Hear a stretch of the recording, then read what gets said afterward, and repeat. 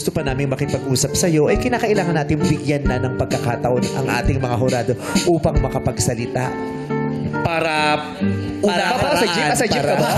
Para Wala naman tayo sa jeep, ah. unahin natin upang magbigay ng kanyang komento o kanyang saloobin si Jurado Darren Espanto. Maraming salamat po. Ikagugulat natin dahil ang kanyang komento ay gagawin niya ng purong Tagalog. Ay, mainam ito, mainam. Napakahusay niya. Napakahusay talaga ni Jurado. Bilang respeto sa lahat, magtatagalog ka. Divine! Hello. Hello Ay, po. kamusta? Divina. Ang pangalan niya ay Divina. Divina, kamusta ka naman? Paano ba naman? Ano sa kanya? Maayos lang po ako, Ginoong Darren. Ayan, napakalawak ng range. Ay, range. Range. Lutuan.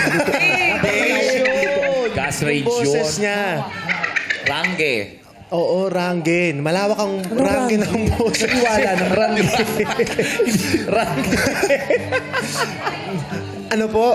Napakalawak ng sakop ng kanyang Oh, kakayahan. salamat po. Okay, madlang people tulungan niyo ako dito. Napakalawak ng sakop ng boses mo.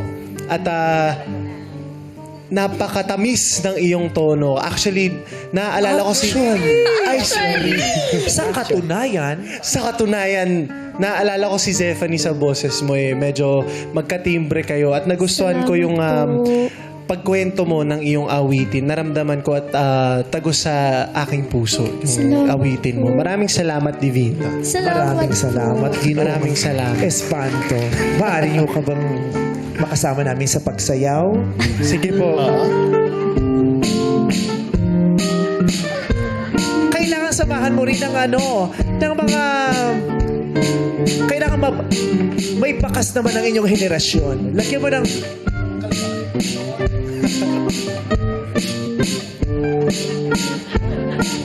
May... Gusto ko yan. Grabe naman yun. Gusto ko yan. Puro Diyos, puro santo. Puro Diyos, puro santo.